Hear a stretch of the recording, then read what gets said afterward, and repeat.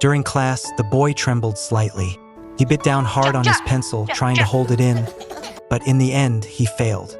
Cohen's strange noises drew ridicule from his classmates, and even the teacher couldn't tolerate it, calling him to the front of the room. Can't. What? Help! What? Help it! That's what you always say. I don't want to hear any more excuses. Your classmates are trying to study. What? And your clowning makes it impossible.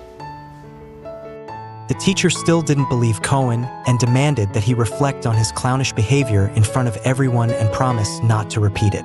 However, as soon as he sat back down, the strange noises came again. But Cohen wasn't faking it.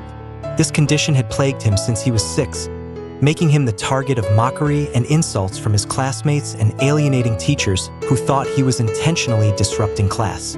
His mother took him to see doctors, but with the limited medical resources of the time, no one could pinpoint the cause, let alone offer a treatment.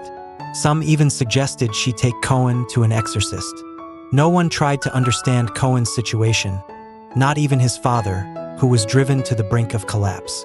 As a child, Stop it! Just stop it! Cohen couldn't hold back the strange noises, but he did hold back his tears. He listened quietly as his father introduced his new stepmother, and watched silently as his father, leaving them behind, hugged his younger brother but not him. Cohen had to cautiously take the initiative to hug his father, who only patted his head before turning away. Even when his father divorced again, he insisted that it was Cohen's lack of self-control that caused it. At school, Cohen faced rejection as well. His mother was called in, and the school advised her to withdraw him. Making excuses is not going to help. Now, he needs to use this time to ask himself Brad, this come on, let's go. question. Let's go. Why am I sabotaging myself? Apart from his mother, it seemed no one believed in Cohen anymore. Eventually, his mother stopped arguing with the principal and took Cohen out of the school. She became Cohen's last pillar of support, dedicating herself day and night to poring over medical texts in search of hope. She sifted through books from different countries and finally came across a journal that seemed to hold answers. The book identified his condition as Tourette's syndrome. Armed with this information, she consulted doctors again. While the doctors admitted their knowledge was limited, they confirmed that the condition was incurable. Hearing this, Cohen's mother felt a wave of despair. Yet, she embraced her beloved son tightly. If Cohen wasn't giving up, neither would she. She managed to find a Tourette syndrome support group, hoping to find a ray of hope among its members. There, she discovered many others with similar conditions. Some couldn't help but stomp their feet, others coughed or shrugged their shoulders. They all had Tourette syndrome. Her initial hope was that Cohen could learn how others coped with the condition. But she soon realized these people mostly stayed home, vented about societal injustice at meetings, and expressed anger at the discrimination they faced. Some veteran parents even suggested she simply keep Cohen at home to save herself the trouble. Hearing this, Cohen's mother immediately left the group. She was determined not to wallow in resentment, but to help Cohen live like any other normal child. It's supposed to be a support group. Where's the support? You're supposed to just hide away for the rest of your life? I'm really so sorry that I brought you there, honey. Let's just forget this. I don't want to forget this, Mom. These people let Tourette's win. I'm never gonna do that. Looking at her resilient son, her heart was filled with mixed emotions. At his age, he should have been cherished and protected. But life had other plans. She found him a new school, yet the bullying persisted. In class, teachers made him face the back of the room, but his involuntary noises still drew laughter from the whole class. Once again, Cohen was brought before the principal. The principal asked him what schools were for. Cohen didn't think about it and instinctively began to apologize repeatedly. What do you think a school's for, Brad? What? Drop! Sorry, I keep disrupting the You're class. not answering my question. What's a school for? To educate, isn't it? What? Drop! To use knowledge to wipe out ignorance.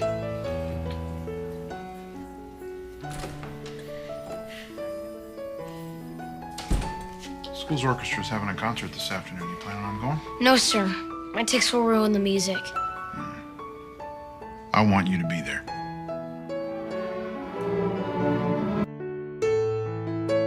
It was the first time Cohen encountered someone outside his family who spoke to him so gently. Soon, the principal arranged for him to attend a music concert. Cohen, hesitant and shy, had never been to such an event. Predictably, his noises disrupted the concert, drawing disapproving stares. Cohen wondered why the seemingly kind principal had set him up for such public embarrassment. After the concert, the principal called Cohen onto the stage.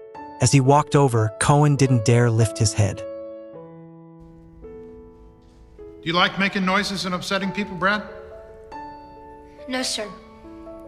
Then why do you do it? What? Because I have Tourette's syndrome. Rob, What's that? it's a thing in my brain that causes me to make weird noises. But you could control it if you wanted to, right? No, sir. It's a sickness. Well, why can't you just get cured? There isn't any cure. Cohen said, "You don't like hearing strange noises, and I don't want to make them either, but I can't control it." The principal suddenly asked the audience, "What can we do to help him?" And by we, I mean everyone in this school. Cohen was stunned. No one had ever asked how they could help him before. He quietly replied that he just wanted to be treated like everyone else. By this time, the room had fallen silent. No more ridicule. What can we do to help you, Brad? I just want to be treated like everybody else.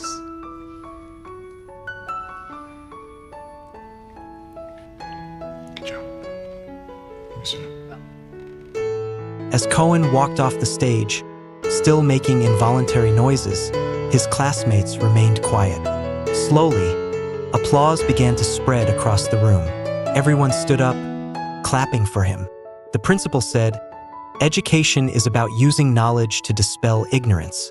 These simple words seemed to open a door to a world Cohen had never imagined. Years passed. Cohen grew up with his condition still present. Yet, thanks to that principal, he graduated like any other student and aspired to become a teacher himself. But when he applied to schools, he was repeatedly turned away because of his involuntary noises. Even when interviewers understood his lack of control, they couldn't accept someone like him as a teacher. Some interviewers even insulted him outright. The harsh reality of society nearly broke him. Back in his car, the angrier he got, the worse his symptoms became. Trying desperately to suppress his noises, Cohen only found them surfacing like a mocking taunt. Furious, he pounded on his car, hating his body, even contemplating ending his life.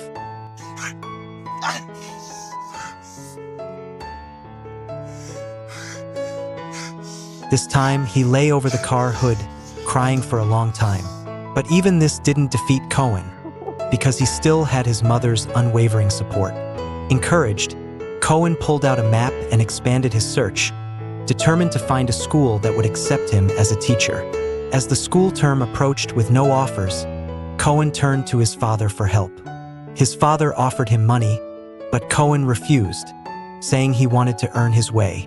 Instead, he took up odd jobs on construction sites.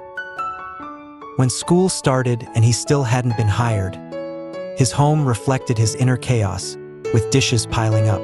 One day, his stepmother visited, seeing his disarray. She patiently reassured him that his father's distant behavior wasn't due to a lack of love. The construction job his father arranged was his way of supporting him, even if fear held him back. Maybe that's yours. And you're right. You are not normal. You have a gift to teach. And it's not in spite of your Tourette's. It's because of it. Her words left Cohen stunned. In just a few sentences, she helped him reconcile with both his father and his Tourette syndrome. Renewed with confidence, Cohen sent out more applications. Finally, a call came inviting him for an interview. At the meeting, the interviewer avoided discussing his condition and instead focused on educational philosophy for 2 hours. It was the best interview Cohen had ever experienced, though he dared not hope for the outcome. During this time, Cohen's brother came to visit and console him. They decided to play some golf together but were promptly asked to leave by the management, who feared they might disturb the members. Cohen said nothing and quietly left with his brother. Because you're always getting into fights, sticking up for me. You and Mom. You've always been there for me and my tics. Mwah! You know what? What? His brother's visit brought a ray of sunshine into Cohen's world. In the presence of his mother and brother, he always felt normal. After his brother left, Cohen was summoned to the school, where the principal informed him that he had been officially hired. Although the contract was only for 1 year, conditional on his performance, Cohen was overjoyed to be given the opportunity. The school was filled with young children, and the teachers were kind and enthusiastic. Cohen tried his best to contribute in every way he could. He called his mother to share the good news about his job, and she immediately urged him to find a girlfriend. With renewed confidence, Cohen browsed a dating website and connected with a girl named Nancy. Their first date was a resounding success. They hit it off so well that their smiles never faded from beginning to end. Nancy didn't mind Cohen's unusual vocal tics, and they scheduled another date. Soon, Cohen's classroom was fully set up. On the first day of class, Cohen began by explaining his condition to the children and encouraged them to ask any questions they had. The children's innocent minds were free of ridicule or disdain. They asked if his condition was contagious. Yes. Is it catching? No, absolutely not. You have to be born with it, like I was. Some asked if he could go to the cinema. Cohen smiled and replied that he could, but sometimes he was asked to leave. He told them he could do everything a normal person could, except for one thing. I can go to movies, but sometimes I get kicked out, and that makes me sad. Cohen's classroom was always filled with laughter, and the children adored their funny teacher. Cohen's love life also began to blossom. He and Nancy often strolled through sunlit woods, fed ducks in the park, and joked that all ducks must have Tourette's syndrome. You know what I just realized? What? All ducks have Tourette's. Why is that? I don't know, we're birds of a feather. They chatted in quiet pavilions, and Nancy, who loved how Cohen made her laugh, joked that she might marry someone who could make her smile. Their feelings naturally deepened, flowing like a gentle stream. Cohen's classroom became a favorite among the children, but not all the parents were as accepting. One day, a girl's father forcibly transferred her to another class, despite her love for Cohen's lessons. Sometimes the little girl would sneak outside the door to watch. Cohen, unwilling to burden the children, felt helpless.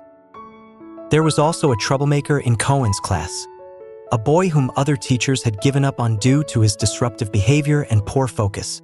Cohen saw in the boy a reflection of his younger self, once ostracized. He brought storybooks to the boy, read with him, and even pretended to have Tourette's so the boy could understand the struggles of focusing with the condition. The boy was struck by the realization. "Reading is so hard for you," he said. "Compared to that, my reading isn't so bad." Under Cohen's encouragement and humor, the boy turned over a new leaf. Cohen noticed every child in his class. One cheerful girl named Heather particularly stood out to him. Cohen? Oh, thank you, Heather. I like your hair. It's just short because of the medicine. Bye. However, one day he learned from her mother that Heather was undergoing chemotherapy. Her mother asked him to keep it a secret. Cohen, concerned, asked if Heather would be all right, but her mother simply said that Heather loved his class and looked forward to school every day. After waving goodbye to Heather one day, a deep sadness welled up in Cohen's heart as he watched her leave with her mother, reminded of his own childhood with his mother. On Thanksgiving, Cohen brought Nancy to meet his family. Her arrival brought joy to everyone, but Cohen felt a lingering anxiety. What if one day he could no longer make Nancy laugh, and she grew tired of him? His mother reassured him. The only thing that could ruin their relationship was if he let Tourette's defeat him. Standing in the warmth of a small, crowded hallway, Cohen finally mustered the courage to confess his feelings to Nancy. I love you.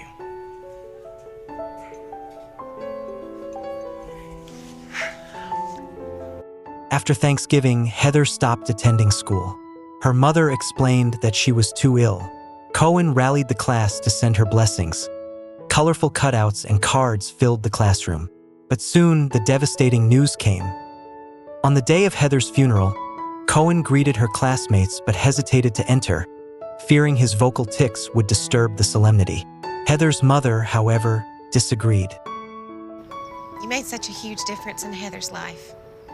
You were her favorite teacher. Please don't leave without saying goodbye to her. With tears in his eyes, Cohen walked into the church. Heather's father thanked him for coming. No one minded Cohen's vocal tics because they knew that Heather's cotton candy smile in her final days had been thanks to Cohen. He was, in their eyes, a truly great teacher. At a family gathering not long after, Cohen's father, who had been absent for years, returned home. They grilled meat together in the yard, and his father apologized for his cowardice. I hate it when we go to restaurants and people give you those looks. Sometimes I want to just...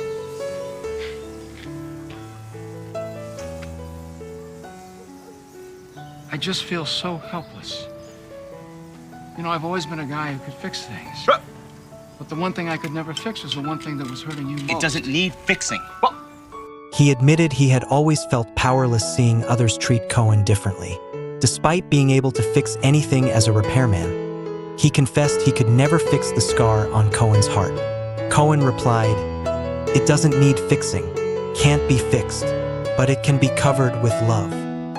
Meanwhile, the school's bookshelves had fallen into disrepair. Hearing this, Cohen's father immediately brought workers to repair them. Over the years, his father had been trying, and Cohen had been learning to accept. Hey, class, that's my dad. One day, a school inspector visited, and the principal congratulated Cohen on being named the state's Teacher of the Year. The students erupted in cheers and applause, mirroring Cohen's own inner joy. In the children's eyes, there was no "I can't," only "I will." At the award ceremony, Cohen spoke openly about his condition, declaring that Tourette's syndrome was his true teacher. The children raised their hands one by one to share what they had learned. Some said perseverance, others optimism. Cohen concluded, "The most valuable lesson I've learned is to never let anything stop you from pursuing your dreams, whether it's work, play, or love." The film Front of the Class is based on a true story. In 2006, Cohen married Nancy. Through his efforts, he earned a master's degree, achieving both career and personal success. Despite his physical challenges, he was fortunate to have not hidden away like many others with similar conditions. Every person is unique, like snowflakes, different but together forming something magnificent. In this quiet battle of life, Cohen's mother played a crucial role. She, too, stood apart from the majority with her optimism and courage, inspiring Cohen to do the same. No life's path is perfectly straight. The courage to endure hardship makes one truly deserving of love. Prejudice may seem like an insurmountable mountain, but it is just that, a mountain, and every mountain can be climbed.